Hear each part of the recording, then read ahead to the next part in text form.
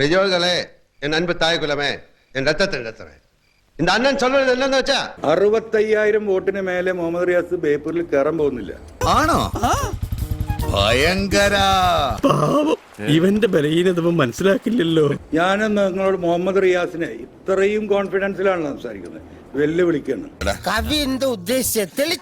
ബേപ്പൂരിൽ ഞാൻ പരാജയപ്പെട്ടാൽ മൊട്ടയടിച്ച് കാതിൽ 2 കമ്മലുമിട്ട്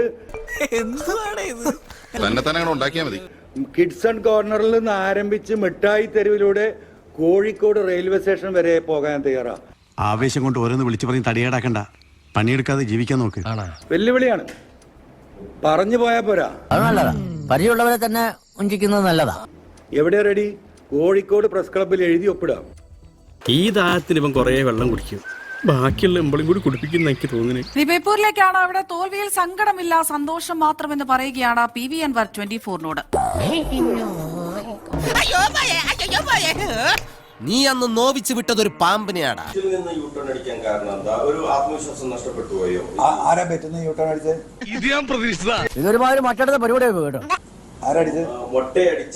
എന്ന് പറഞ്ഞാൽ അതിൻ്റെ അകത്തൊരു പഴമുണ്ട്, അടുത്ത് വായിക്കുറ്റി കേട്ടോണ്ട്. നീ കൂടുതൽ കോനയടിക്കണ്ട. അല്ല അത് നിങ്ങളെ വാർത്തെടുത്ത് കേൾക്കൂ. എന്റെ വായിക്കാത്ത കയറിയിരുന്ന് വിടുവിച്ചാലേ ശരിയാവും. ഞാൻ തോറ്റാ ഞാൻ മൊട്ടയടിക്കണം, അദ്ദേഹം തോറ്റാ അദ്ദേഹം മൊട്ടയടിക്കണം. അയ്യോ, അപ്പൊ ഞാനൊരു പൊട്ടനാവില്ല ഭയാ.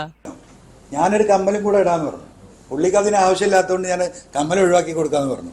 ഐഡിയ ഒക്കെ കൊള്ളാം, പക്ഷെ ഇപ്പൊ വർക്കാവില്ല. പിന്നെ സഹജമായ മണ്ടത്തരങ്ങൾ ജന്മനാല നിന്റെ കൂടെ തന്നെ ഉണ്ടല്ലോ. ജാത്യാലുള്ള തൂത്താ പോവില്ല. ഏകപക്ഷീയമായ വെറ്റിനെന്താ എനിക്കത് തലക്കുവല്ല വട്ടുണ്ടോ?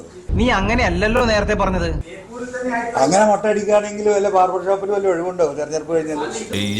അയ്യോ, ഉപ്പുമാങ്ങാന്ന് പറയുമ്പോ ഏമ്പ്രാന്തിന്റെ കുണ്ടീന്നാണ് കേൾക്കണമെങ്കിൽ എനിക്കൊന്നും പറയാനില്ല. ഇങ്ങനെ നാറാനൊരു ചങ്കൂറ്റം വേണം കേട്ടാ.